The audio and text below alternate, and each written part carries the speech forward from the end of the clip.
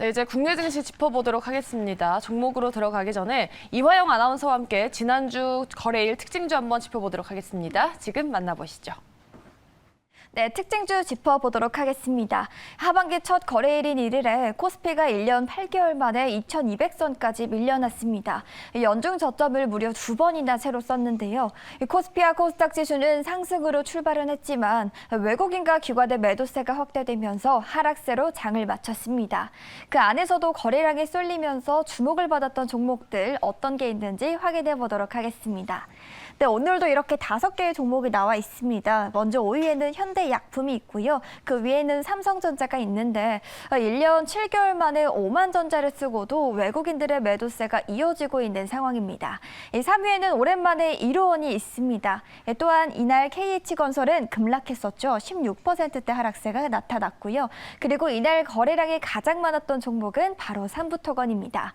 우크라이나 재건 사업에 참여한다는 소식으로 인해서 5거래일 연속 주가의 훈풍이 불고 있습니다. 이 점도 함께 전해드리도록 하겠고요. 어떤 이슈가 있었는지 오늘은 이로원부터 자세하게 만나보시죠. 네, 먼저 주가를 보시면 지난 금요일 같은 하락장 속에서도 19% 이상 오르면서 2,570원의 종가를 형성했습니다. 최근에 애플이 한국에 배포되는 앱에 한해서 제3자 결제를 도입한다는 소식도 있었죠. 앱스토어가 한 국가의 모든 앱에 이런 결제 방식을 허용하는 건 이번이 처음이라고 하는데요. 이처럼 애플이 외부 결제를 허용한다는 소식으로 인해서 이동통신 관련주인 이로원이 강세를 보이고 있습니다. 이렇게 애플의 소식까지 도 함께 알아두시면 좋을 것 같고요. 이어서 다음 종목 현대약품도 자세하게 보도록 하겠습니다. 네, 전거래일에 25% 이상 뜨겁게 오르면서 5,730원의 종가 형성했습니다. 현대약품이 국내 최초로 산재 제형의 치매 치료제라고 하는 이 하이페질산을 정식으로 출시했다는 소식 때문에 주목을 받았는데요.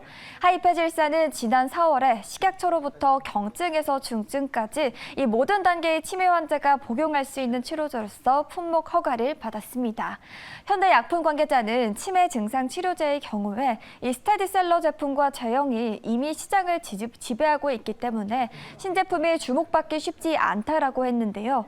하지만 제형의 차별화로 편의성을 높인 제품들의 경우에는 이 새로운 시장을 형성하거나 틈새 시장을 노리기 훨씬 수월하기 때문에 이번에 출시한 하이페질산 역시도 기대가 되는 제품이라고 전했습니다. 이처럼 치료제의 정식 출시로 인해서 현대약품 강한 시세 분출이 나와줬다는 소식까지 함께 전해드리겠습니다. 네, 이렇게 오늘도 알차게 거래량 상위 종목들을 통해서 관심을 한몸에 받은 종목들 짚어봤습니다. 네, 이제 종목들 더 딥하게 들어가 보도록 하겠습니다. 종목와의 월요일에 함께하는 분이죠. 루크투자연구소 임순재 대표 나와주셨습니다. 안녕하세요. 네, 안녕하십니까? 네, 그럼 본격적으로 종목와의 3가지 특징주 한번 짚어보도록 하겠습니다. 첫 번째 종목 오픈해 보겠습니다.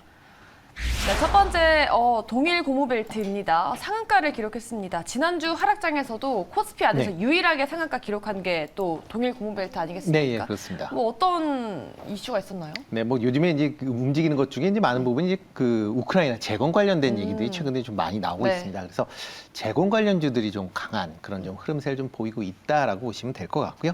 일단 뭐 동일 고무벨트도 뭐 이런 이제 우크라이나 그 재건과 관련된 네. 또 이슈가 좀 있었기 때문에 뭐 주가가 강한 그런 흐름세를 좀 보였다라고 보시면 되겠습니다.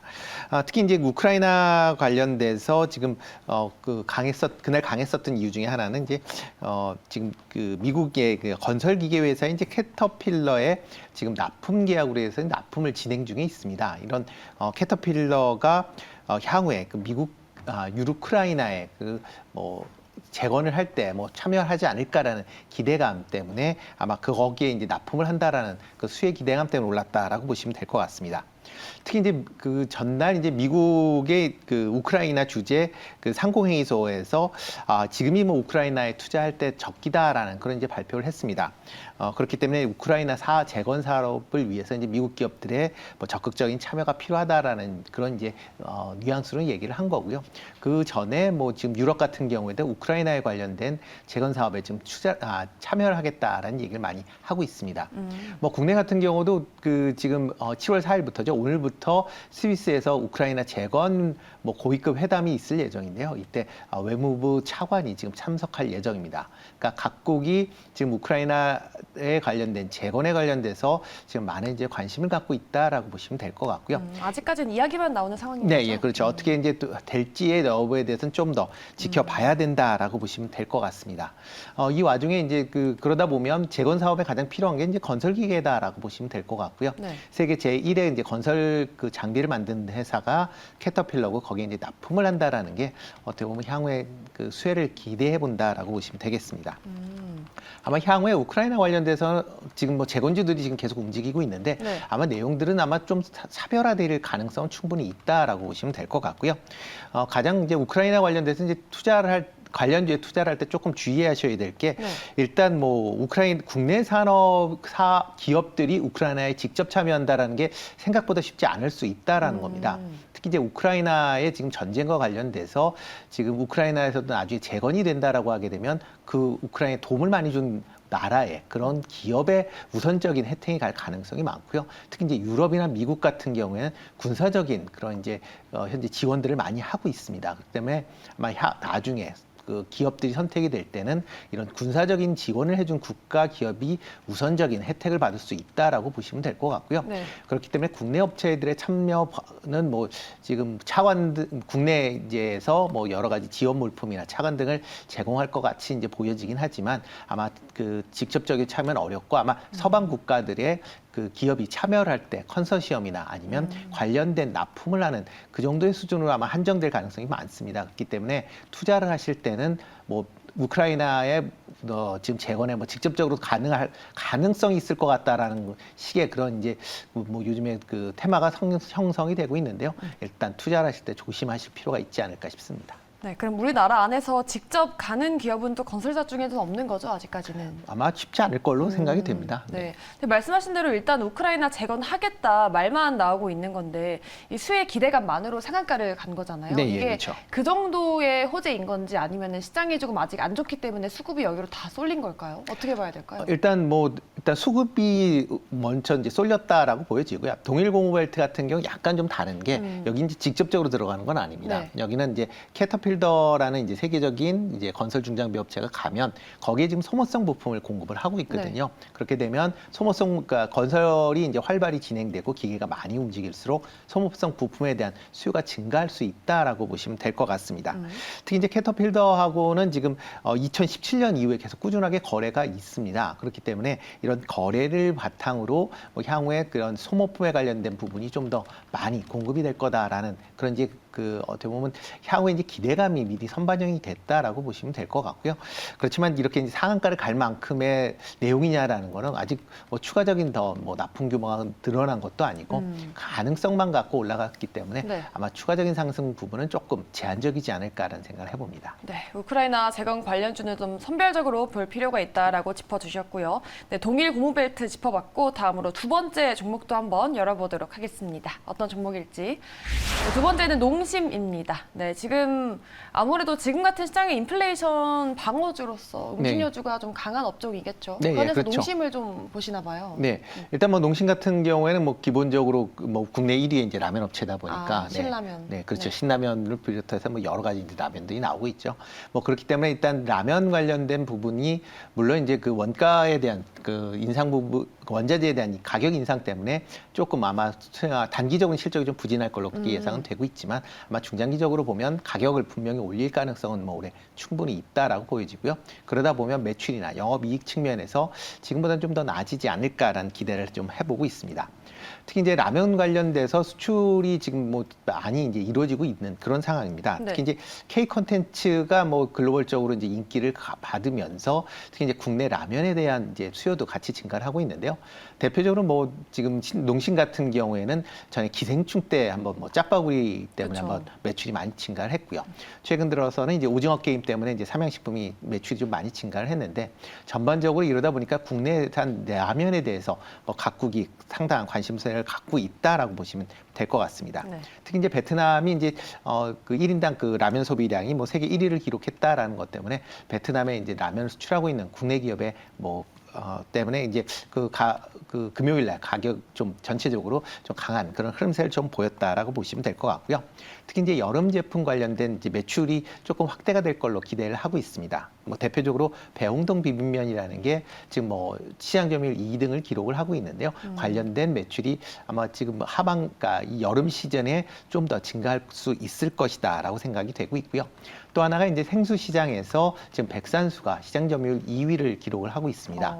더워지면 이런 생수에 대한 그런 수요도 좀 더 증가할 수 있다라는 것도 긍정적이지 않을까라는 생각이 들고요. 네. 다만 2분기 실적은 아마 조금 부진하게 나올 걸로 그렇게 예상을 하고 있습니다. 원자재 가격 네, 상승 그렇죠. 때문이겠죠. 원자재 가격 인상 때문에 아마 수익이 조금 나빠질 수는 있지만 하반기 이후에 아마 제품 가격이 다시 인상되지 않을까라는 기대를 하고 있기 때문에 그 이후에 실적이 개선되지 않을까 싶습니다. 네.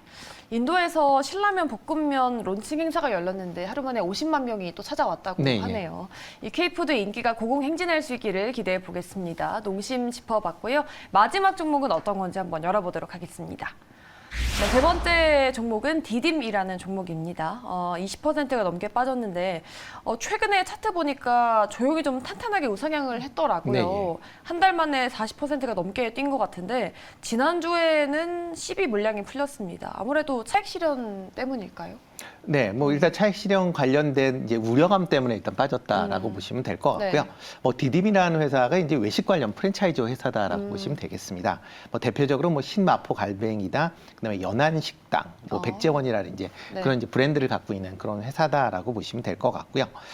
뭐 최근 들어 이제 K 콘텐츠에 대한 투자, 그다음에 그 해외 진출 기대감으로 좀 많이 올랐다라고 보시면 되겠습니다. 특히 이제 6월 14일 날 240억 규모로 이제 전환사채를 발행을 했는데요.